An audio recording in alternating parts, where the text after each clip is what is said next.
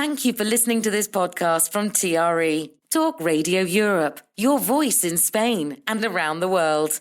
For more information, please visit tre.radio. TRE in the afternoon. Presented by Hannah Murray. Good afternoon. It's just gone 5 past 5 even. You are listening to Women Talk. With me in the studio today is Veronica Del Cerro, Natalie Dowd and Eleanor Schumann. Hello. Hello. Thank you all for coming in. If you are listening at home and you'd like to get involved, you can. Here's how. To contact TRE, please call 952 78 4000. Email studio@tre.radio. Send us a WhatsApp on +34 645 99 67 95. What a beautiful day. It's a wonderful life. And it is a beautiful day. Isn't it nice to see blue skies again? It seems like it's been ages. So Valentine's Day, we are coming up to Valentine's Day. I found an article that I thought was rather depressing. With Valentine's Day just around the corner, you would think many of us would be gearing up to say I love you to a special somebody. But it appears even those 3 short words are a little too much effort. Now 3/4 of us will be sending emojis instead of expressing our emotions in words. I thought this was just a sort of starting point for a Valentine's Day discussion. Is it something that you celebrate? Is it something that you used to celebrate but don't now, or something that you just don't get on board with? I think emojis will be more the younger generation. Yeah, okay. Yeah, and do I celebrate it? Yes. Oh, nice. I do. Yeah, I do. With cards, presents, dinner, what kind of thing do you know? All 3. Oh, lovely. Yeah, nice. But my relationship's quite new, I suppose, only like under 4 years. Yeah. But maybe if it was longer, maybe well, then I it would can get a give bit that boring. perspective. You're planning to stop. Okay, go on then. Well, being married for 16 years, it's something actually we haven't ever really, apart from the first couple of years. Okay. It's not something we particularly celebrate. I don't know why, actually. Well, I was going to say, did you agree together that you weren't going to bother? I think it was probably 1 year, and then we continued on from then. Yeah. I'd like to say it's because I get love every single day. I mean, of course I do, but not showered with chocolate hearts and things like that. Yeah. But going to speak about the emoji side of it, do you remember when people used to come up with poems like roses are red, violets are blue? Yeah. I mean, I won't repeat the rest of it. I can't remember off by heart.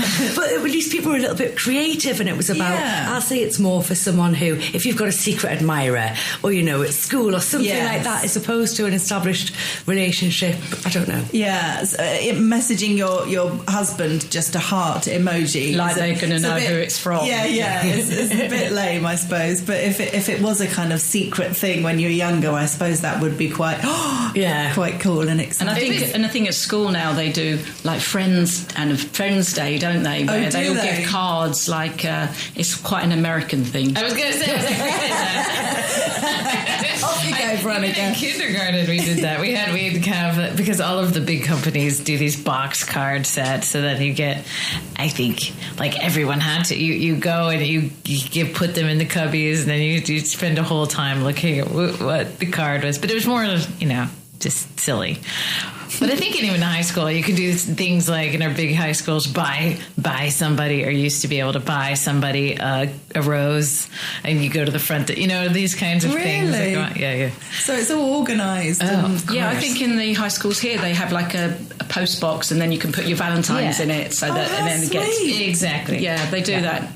Yeah. I got my first Valentine's card really right towards the end of school, and I remember high school, like literally last year of high school, so I was 15, 16, and I remember before that, throughout school, so many girls getting cards and flowers and chocolates, and me thinking, wow, am I really that bad? I felt like I was the only one that wasn't getting anything, and some girls would get 5, 6 from different people, and I'd be like, what? But then you'd get mothers like giving it to their children, so they wouldn't know who it was from. Yeah, It was all their family, wasn't it? No, my mom definitely did not do that. But is it something you celebrate now?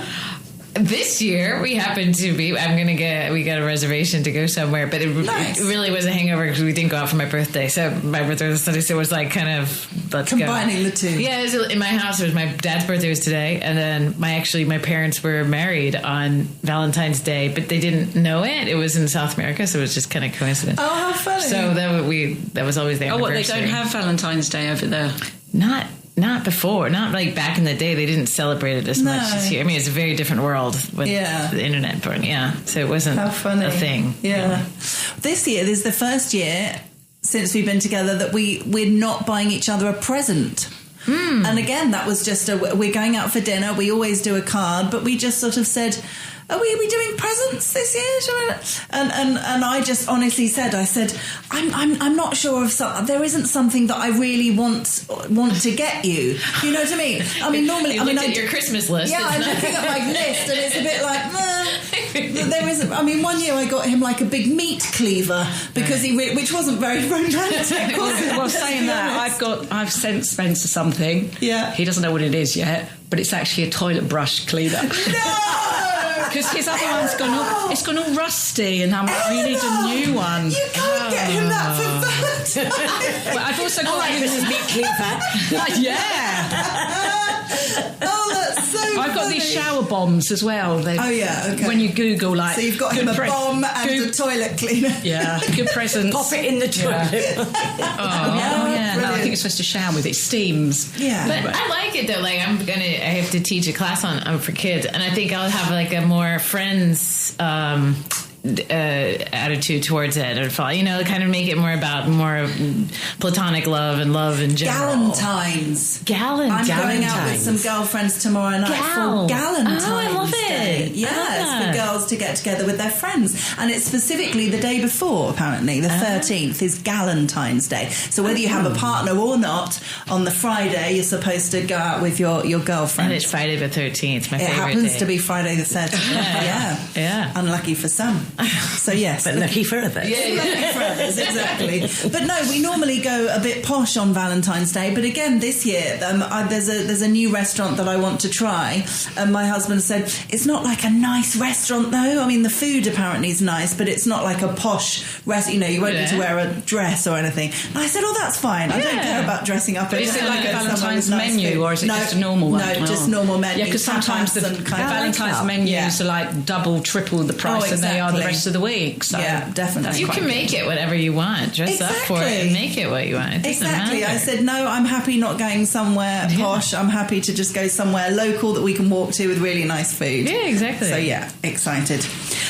Talking of food, bacon butties. Those who love a traditional bacon sandwich might drop their rashers in disbelief after hearing how young people in the UK are making the dish. It seems many prefer microwaving the meat and have ditched ketchup for exotic hot sauces. More than a quarter of all Britons now use trendy air fryers to cook the bacon, while 1 in 10 microwave it for convenience. How would you eat yours? There's not even vegetarian bacon, so I don't even know how to answer that. Oh, I've had vegetarian bacon. Have you? It's not great. No. I mean, it's but just why sort of would salty a and spicy. vegetarian want to eat something that would look like meat and tasted like meat? No, that's true. Because you like smelling meat. That's a different argument. I love the smell of meat. I love the smell of meat. Really? I'm Argentine. Oh, my mum was the opposite.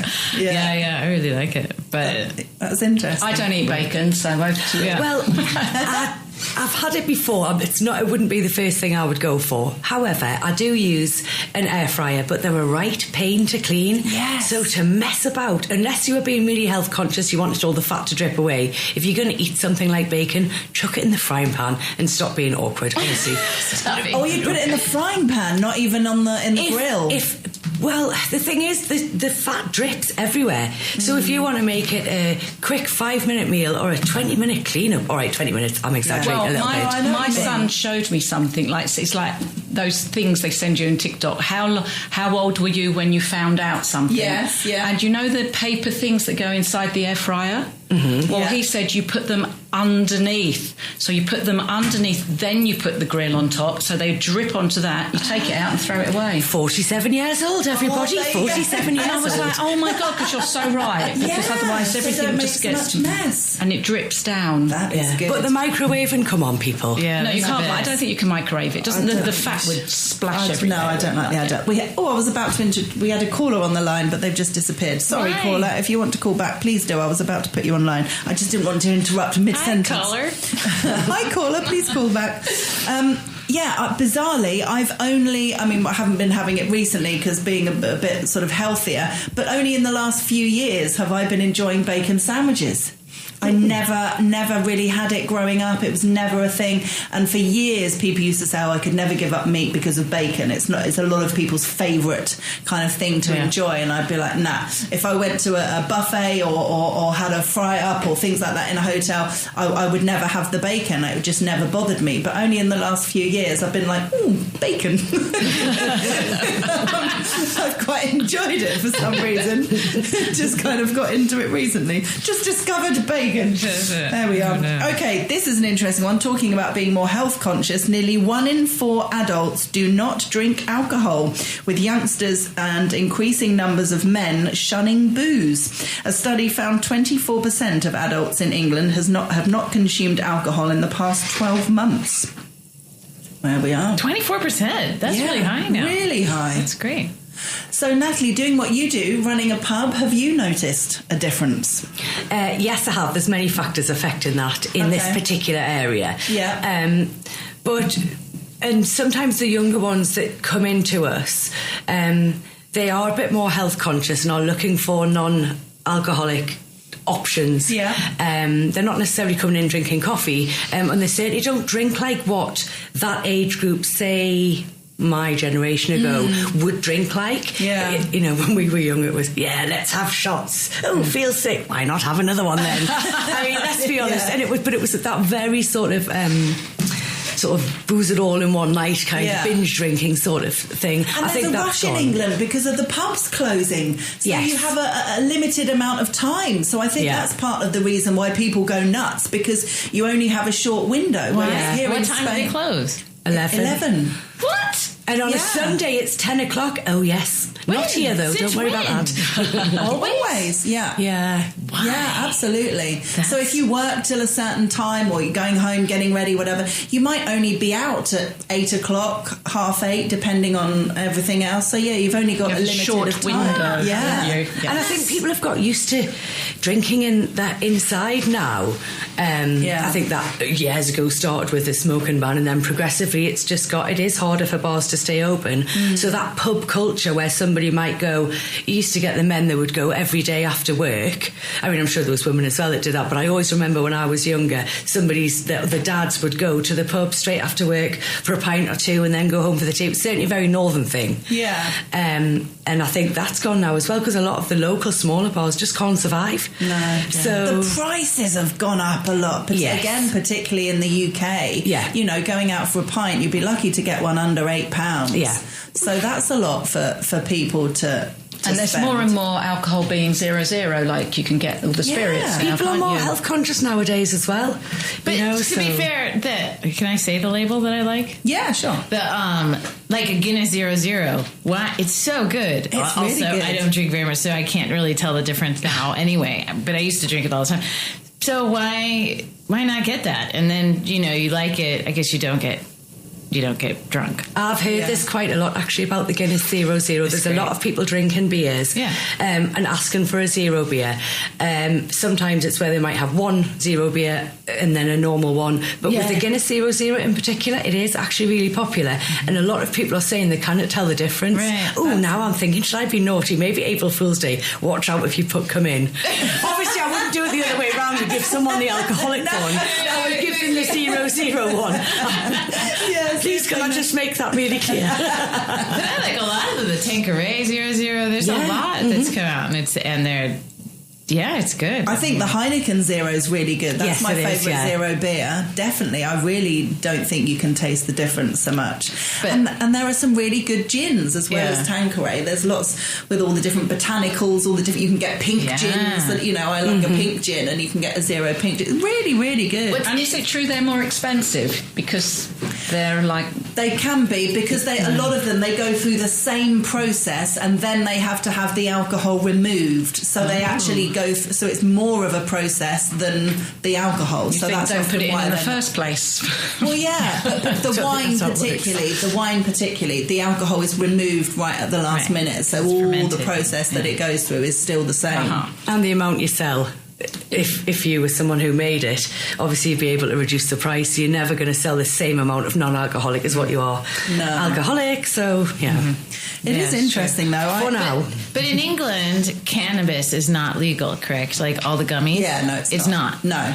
So it's interesting that that's affected, because in the States, I can say it's a big effect is that most of the young people don't drink because they have gummies. Right. So it's like, why would you? You know what I mean? Like, it's like you can go out and then you already have that. So it's kind of, that's the big change, I think. Yeah, what is it in and not Spain? Just young people, to be fair. It's everyone. True. What are the laws in Spain with cannabis and gummies and things like that? I don't know. CBD is legal, but CBD is legal, certain types. There's lots of shops you can buy them, but you're not allowed to. They do. But it's not the same as in the States. It's not the same strength.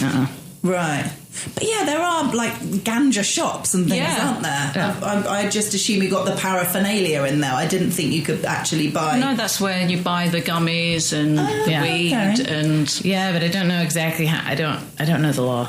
No, I don't. Well, there must be the fact that they've got shops. You don't get shops like that. But it's nowhere near enough to I guess influence the alcohol. No, absolutely. Okay, we better take a break. This is Talk Radio Europe. Hannah Murray on TRE in the afternoon. Welcome back to Women Talk. With me in the studio today is Veronica Del Cerro, Natalie Dowd and Eleanor Schumann. This is an article I mentioned last week because it's a couple of weeks old now, but I wanted to save it to see if you had a different opinion than the men when we spoke about it last week. Newsreader Jan Leeming booked a table at an upmarket 17th century country hotel as a birthday treat for a friend. She expected fine food and wine in a tasteful setting, but the ex-BBC newsreader claimed that what she actually got was an expensive lunch spoiled by a screaming child whose parents seemed unwilling or unable to control it. She complained on X about her experience and struck a chord with some of her followers who have also had meals ruined in restaurants and pubs by children. She said that the parents seemed oblivious and that if diners could afford gourmet food at high-end venues, they could also afford a babysitter. She accused the staff of treating her badly when she complained and said that some even played with the child instead of asking its parents to deal with tantrums. So how do we feel about kids making noises in pubs and restaurants and things? I'll stop at this one then, will I? Go on. I heard this on the news. Look, the thing is, where does it stop if it was made a blanket rule? I think it has to be down to the individual establishment. They know what their regular customers are and what they like, unless you're the type of place that would always have non-regulars.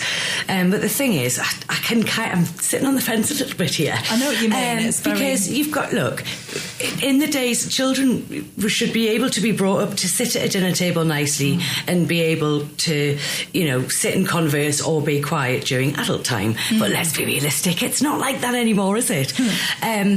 But I think maybe it was badly managed, the situation, by the sounds of it. I mean, I get that the staff were trying to play, but really, a quiet word to the parents. If the parents weren't, you'd hope they would be respectful enough to take the child up in their arms, take them outside, calm them down, and then bring them back in. But we know that the reality is not every parent is like that. No. And it does make it difficult. We get it in the bar sometimes. It's fine to have children, and we don't do food, so predominantly you would expect it to be an adult environment. So if you choose to bring a child into that, please don't let the thing run it around. Or if I do start doing food, I'll put it in my pies. No, I won't joke. I saw that on a sign once in a pub. I do remember reading this story as well. And the mother who had come back at Jan Leeming said they do children's menus, so therefore children are allowed to be here as well as you are. Yeah.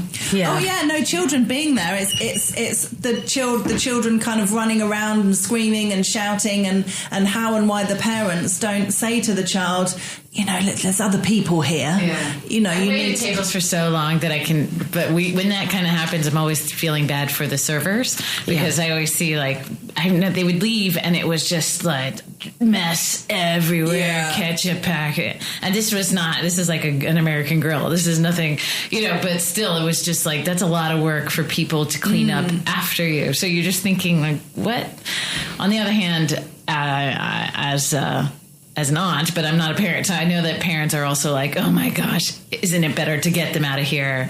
I don't know. I know. I just think back in the day, I think back in the day, if an establishment said to the parent, I'm really sorry, but would you mind asking your child to please be quiet because there's other diners who have complained? I think if that happened 20, 30 years ago, the parent would say, oh yes, of course, oh I'm so sorry. Yeah.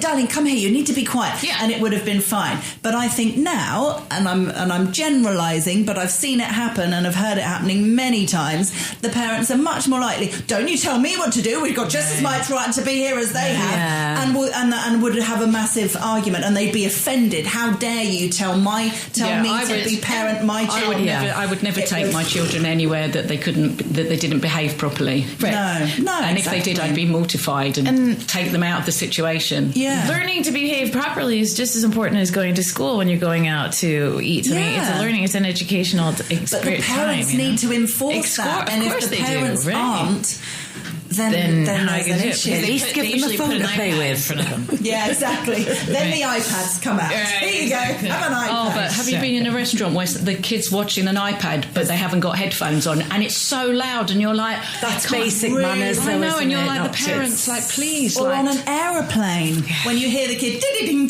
playing a game. And it's like, no, and kicking you in the back.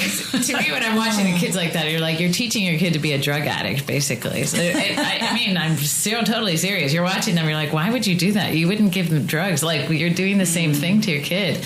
Like, it's a different conversation, but it's still. So when they're doing that, that's even more annoying because then I'm like, oh, they're not even talking to the. You know what I mean? Yeah. It's even more distracting for me. But sometimes adults are sitting there watching YouTube videos, scrolling through social media, and it's loud on an aeroplane or in an airport setting, and I'm like, how can you be so oblivious? Because we've been desensitized to being around other human beings and having basic, decent, common courtesy. But don't you say from being inside?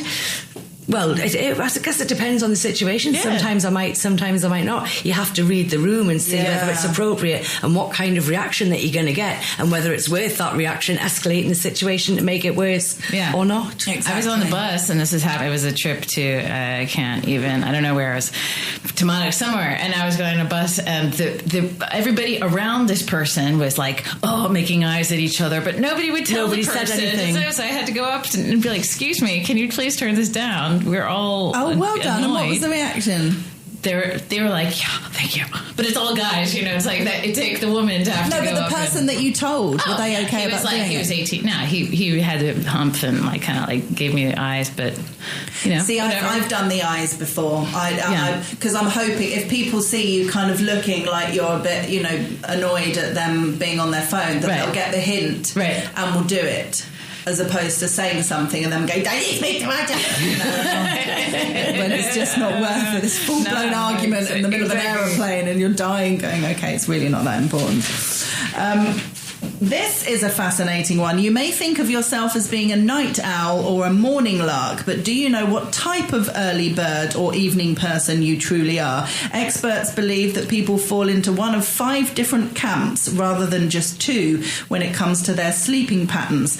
Apparently there are high-performing night owls, energetic night owls, vulnerable night owls, classic early birds, or struggling early birds. Too many. It is. It's a lot. People love a label.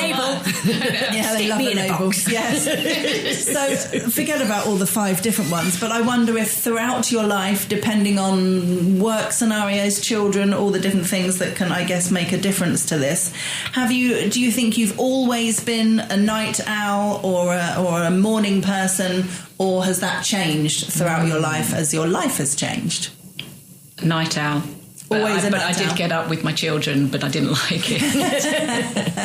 Okay, so always a night owl. Yeah, So you stay I up don't late. function that well in the morning. Okay, Takes me a little while to get... get going. yeah. What about you, Veronica?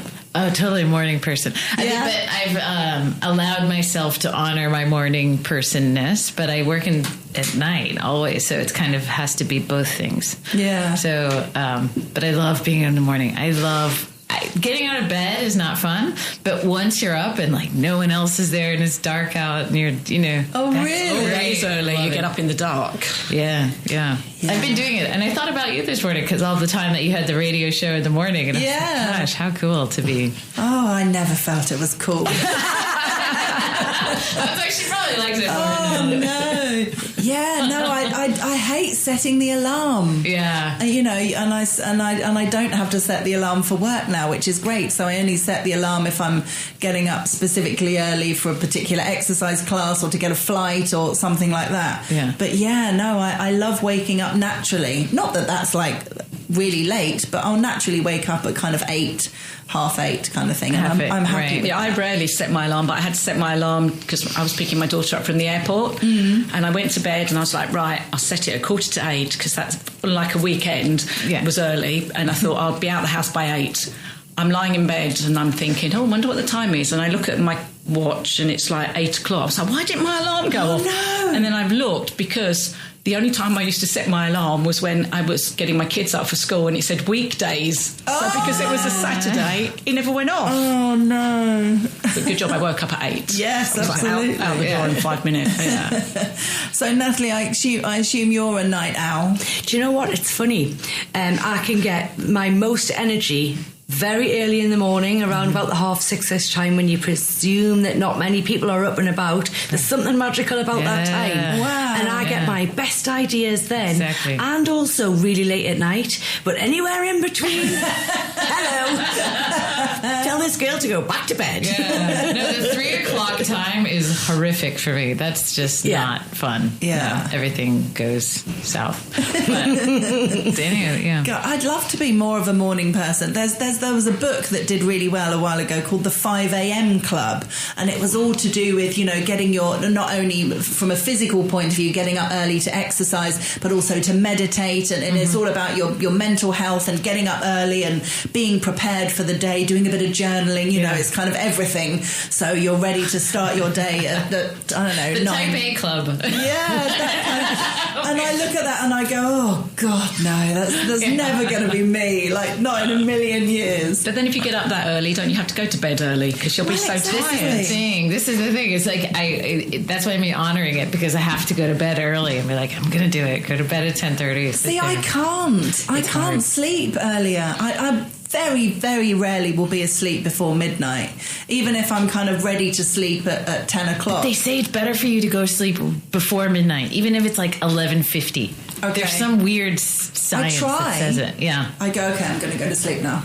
And then I'm like looking at the clock and I'm like, oh, it's midnight. But oh, no, if it's you 10 wake past. up early, then you're probably going to go to sleep early because you're exhausted. Yeah, you know what? When I did the doesn't breakfast show for 9 years, I thought I'm, getting up at 6:30. I was like, right, I'm going to have to go to sleep earlier. I mean, 11:30, but yeah, So did you I just had less sleep, Yeah. and I often had not always, depending on what I was doing, but I did sometimes have a 20-minute, half an hour power nap in the afternoon. Yeah. Yeah. Which was, I was having a siesta. I was like, oh, this is what a siesta is. How nice. Well, especially in the summer when you can't do anything all day long. You have to get up at that time. Yeah. Okay, different thing. In Colombia, I will say, I was there 2 months ago. Yeah. Everyone wakes up at 5. Really? I mean, the whole country. I am not kidding. Everyone I talked to, kids, students, everywhere I went, I was so obsessed because I was like, really? Because I was doing this wellness thing. Everybody did, but they all go to sleep also at 11. So they just sleep 4 hours. Yeah. How are you functioning? That's crazy. Yeah. But I do need less sleep as I get older. I definitely noticed. Oh, yeah? I used to think I could never survive on less than 8 hours sleep. Mm-hmm. But now 6 to 7 is kind of fine for me, which is weird. Yeah. Okay, we better take another break. This is Talk Radio Europe. Hannah Murray. TRE in the afternoon. Good afternoon. It's just gone 20 to 6. You're listening to Women Talk. With me in the studio today is Veronica Del Cerro, Natalie Dowd and Eleanor Schumann. Now, I know you all like a bit of travelling, as do I. This is an interesting one. Nearly 2 in 5 people are planning a nostalgia-led trip this year, and 2/3 view travel as a way of reliving their youth. Some 40% of this latter group want to revisit childhood or family holiday destinations, and 32% want to enjoy nostalgic music or experiences. Oh, you know about that one, don't you? Yes, yeah, absolutely. And bizarrely, my dad and I are doing exactly that. We've just booked a trip, a weekend in March, to go back to Dorset for various reasons. I love Dorset. And I'm really excited we're literally planning to go back and visit where I went to school, where I went to college, where we used to go to all that kind of nostalgia stuff. It's so nice. So really, really looking forward to doing that. You know, it's I love a bit of that nostalgia and all the different places I've been to. I really want to go with my husband, places that he hasn't been to, and he wants to take me to places that he used to go to. You know what I mean? I think it's lovely sharing all that. Yeah, me too. Have you done anything like that? Always. I don't live in the country, so when I was raised, so when I go back, there's times I'll go and run a path that I never ran, or just go see my old high school, or go see, things like this, just to get a barometer of like how much I've changed and how different the perspective, right? Yeah. Do you know what's funny? Actually, I was back home. When I say back home, home is here, there is home. I don't know where I live. Back in the UK, but back in Newcastle, and I was with my daughter, and we were just driving around, and we'd gone past somewhere where we lived so it's not a holiday per se, but and we were like, oh, should we go and drive past the old house? We didn't actually end up going because it was really raining. I said, but we'll do it another day. But I thought, you know what, it would be nice just to drive past and see that, and I think just for that little bit of nostalgia. Exactly. It's hot. It's chicken soup for the soul. Yes, it is. I agree. Do you ever do that? I think it's nice driving past my old school, but would I want to go in? I did go to a school reunion several years ago. You? Yeah, and I think it's more like everyone wants to show off, don't they? Oh, yes, I've done really well. I live here and I've been there, and look at my car. Yeah. And look at me at school. You were much cleverer than me, and look how much money I've made now. It was all really that. Your school sounds lovely. No. Yeah. I've always, our school never did a reunion, and there was one a couple of years ago that ended up. I thought this isn't going to turn into much, because I would have liked to have flown back if it was like a big deal, and I'm glad I didn't, because there was literally about 6 people that met in a pub. And I'm sure it would have been fun, but at the same time, it's not really a school reunion. How many people went to your school? Like in your graduating class, how many people were there? I suppose in a class was about 35. No, like in a whole class. Like in the class of in the year. So there were 6 classes in my year, so like 180 would have been in my year. It was a big school. Okay, I suppose there was 4 in my year, I think. Do you know, I haven't even thought about that. I've actually no idea. It's because I went to mine would be 1,000. So because in my school it was probably about 5,000. Wow, and I thought you were going wow to my 180. Yeah. Gosh, that's crazy. A lot. So it must be weird for you out here, because the schools are so small.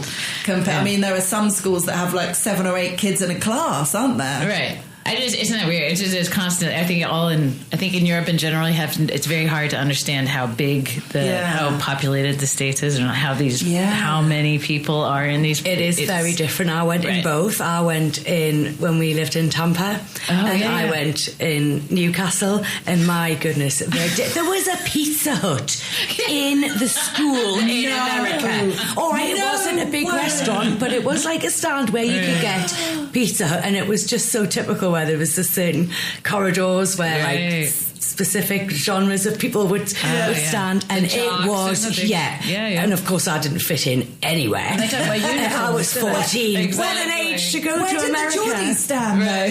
By themselves most of the time. But it was huge. And then hall passes, that's a whole other thing. We used to just go to the toilet. Oh no, not in the schools in America. You've got to have a proper pass, or a security guard's coming up to tell you off.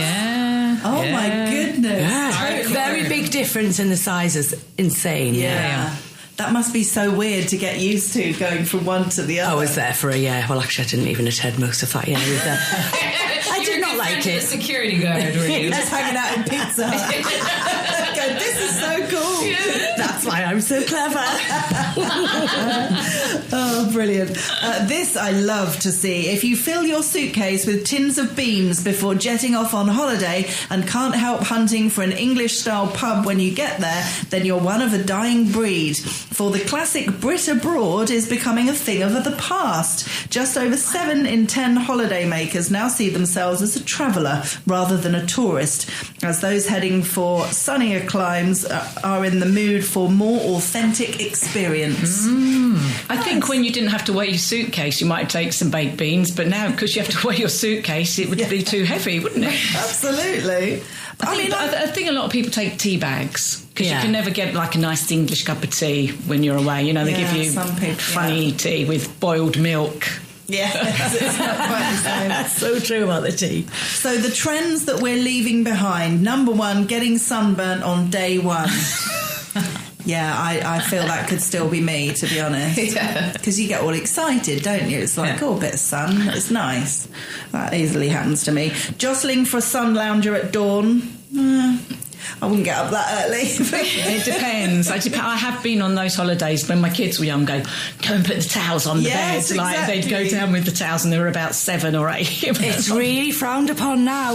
And this is, many a discussion has been had on Facebook groups anyway, of certain places, isn't it? Because there used to be people from specific areas where they used to say they're the ones that'll go and do it. Yeah. But now I think a lot of places have rules where I think if you haven't been there, sometimes it's only 45 minutes, they will be removed, and then there's that argument whether would you be the type who would remove someone's stuff. I mean, I personally wouldn't do that, but there's a lot of people that would. What about lunch though? What about lunch? If you leave your towel on a bed to go for lunch, I think it's more so probably if it was in the morning and you can tell they haven't even been used, and then someone's lying in bed or going wherever else and then rocking up at 2:00 with right next to the pool. Right. It's a bit unfair. Wait, so now I'm confused. Is this you've paid for them? Like you go down and you pay for No, you just put your towel on. No, this sometimes leave a magazine where you're staying in a hotel, so it's free. But there obviously aren't enough beds for everyone. I see. So people claim them. Right. Well, holding in general is a little bit like at the theater and you hold a seat. It's a little bit like high school, don't you think? Oh, holding do you think? seats, yeah, it's a little. I don't know. Buckets and spades. I mean, surely that's just something you do with kids. I can't imagine adults going Well, to you the see beach some of the creations along the beach, the Paseo, they're amazing. That wasn't made by a bucket and spade. The guy on holiday from Brighton. Maybe not. But you're right, though. Some of them, they're amazing. It's proper sculptures. Yeah. Umbrellas in cocktails. I don't mind an umbrella in a cocktail. What's wrong with that? I don't know. I think that's a dying breed. Glacé cherry. Go on, stick it in. Why not? I'll go with cherry. And, Pints in the morning at the airport.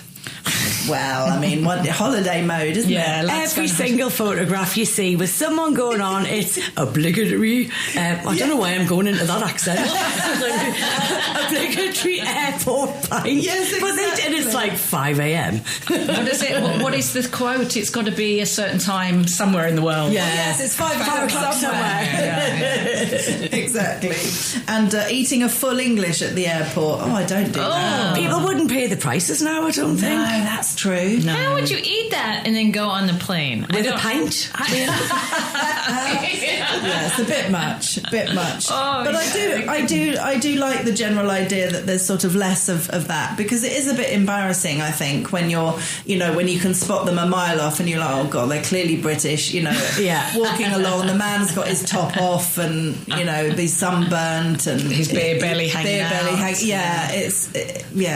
It's kind of obvious, and it is a shame. One should put their top on and experience the cuisine of the place that you're going to. Can't you get fined for walking along without a top on here if you're nowhere near the beach? I think you can. I hope so. I always think that this is a normal town that people live in. It's like there should be a certain distance from the beach that you must be where you have to put your top on, like the trolleys when you go out the supermarket and they just stop. Yeah, put your clothes on. Yes, you just can't go any further. You see all these half-naked men just still. With stolen Aldi trolleys.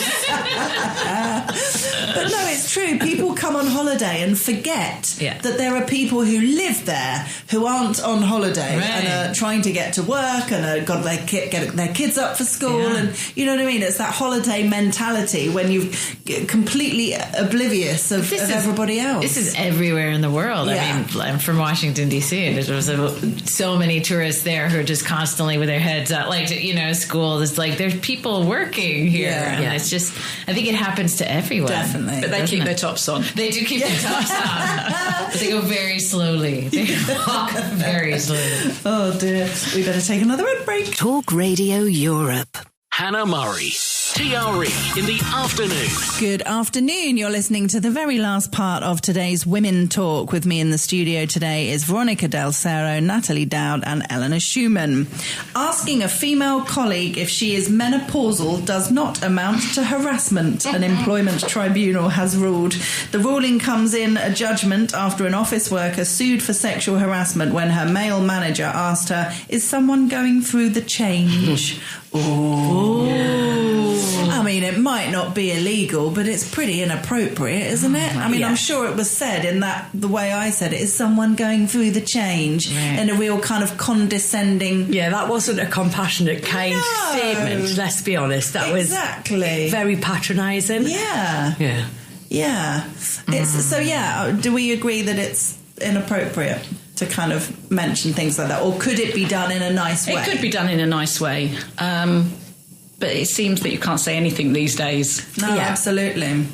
So got to be careful. I think taking someone to court over it is a little bit strong. Well, come on. Yes. But, I think it's just some people just aren't that nice. So was it one time, or did he persist and keep saying it? I don't know. I think but it's also is it this time of the month? Is it the time of the month? Yeah, it's that sort of comment, isn't it? Punch you. It's not validating how someone is feeling. It's like gaslighting, isn't it? I suppose. Yeah. If you say something, they respond in a certain way. Oh, are you on your... Is it menopause or are you on your period? Yeah. No, I'm just responding like a normal human being. You're the one with the issues, darling. Here's the mirror. Right. But I mean, the fact is, going through the time of the month or going through the menopause are valid reasons for people to potentially behave in a different way. Yeah, I mean, they really are. So if someone kind of understands that, then it sort of could be said in the right way. But I think it's very difficult to say it. If someone says to you, I'm really sorry, I'm a bit ratty, it's the time of the month, I'm going through changes and whatever, if you volunteer that information, then the other person on the receiving end should say, oh, fair enough, and or whatever. But for you to go, oh, is this what you're going through? I think however it's said can be a bit like, even if you are, I mean, it's difficult to take it, I suppose, because you probably are ultra sensitive because of what you're going through. Absolutely. Yeah, because I guess the reverse is like women. I guess I can ask a guy that too. Sometimes I ask them if they're on their period. It's like, it's like, so are you? Is it this time of the month for you? Because we don't have that option because they don't have. So it puts us on a different playing field. You know what I mean? That's taken more as a joke than a bit of a exactly serious. Right, exactly. So we don't have what's their excuse? Exactly. Yeah. Some might, we've only got a few minutes left, some might see their 60s as a chance to take it easy and start to slow down, but it seems that more and more of us are likely to get creative and pick up new hobbies when we reach that milestone. 67, the age of Madonna, Kevin Bacon, Tim Burton and Gary Oldman, is when we reach the top of our creative game. Really? I love that. Yeah. I love that too. Why would you want to just stop and do nothing when you've worked all your life for what? To sit and do nothing? Exactly. I love the idea of people wanting to either start being creative and continuing to be creative as they get older. The idea of constantly learning something new or wanting to... And all that experience of life to put into something. Yeah. Fabulous. Exactly. Great idea. And this is a funny one. 1 in 8 people would rather go to the dentist than spend an hour planning their retirement. Half of those polled who are not yet retired do not feel confident they're saving enough for retirement, and 48% wouldn't know how much money would be required to do so comfortably. This is an interesting one. It depends how much longer you've got to live, but how much money you need, I guess. But how realistic is it that... I read something today about this, and it said that people who really save for retirement and put loads and loads of money into it are those who earn a lot by working 24/7, or the people who are going to absolutely hate retirement because they like to work and they don't want to stop. I think it was the 4-day work week or something like that where I'd heard it. But yeah, it's interesting. I think that's one of the biggest issues when you think about AI. Is not so much all the yes, there's 1,000, but the idea that we don't. What are we going to do for work? We like to work. I like to work, and to continue to work. And inflation, let's be honest, though, with inflation. So if you did save a certain amount, it's never going to be able to live a high level, say, if you would like, of luxuries and things like that, because with inflation your money's just going to go anyway. It's just going to go up and up. Definitely. Which is why I guess the article's saying is that people don't plan it a lot because it's really scary. And the reality is we could all be in serious trouble. Head in the sand, don't worry about it. Exactly. But it's true, isn't it? It is the idea of sitting down and going, okay, how much money am I, if I live to 85, how much money am I going to need in order to live the kind of lifestyle I want? And it would probably be quite frightening. And people, if they did it for a reason in order to take it seriously, you might be like, right, I'm not going out at all this year. It's quite scary. The thing, are they not going to the dentist? Are they not going to the dentist for a cavity, or for they want it whitened? Like what? Oh, I don't know. I think there's just kind of a tongue-in-cheek joke saying that I'd rather they do anything to avoid talking about retirement. Ladies, thank you very much for coming in today. You've been listening to a TRE production. If you've enjoyed this program, there'll be another episode waiting for you next week, right here on this platform, where you can also access our extensive back catalogue of shows and interviews. For more information on our live programming, social media channels and apps, and how to contact Talk Radio Europe, please visit tre.radio.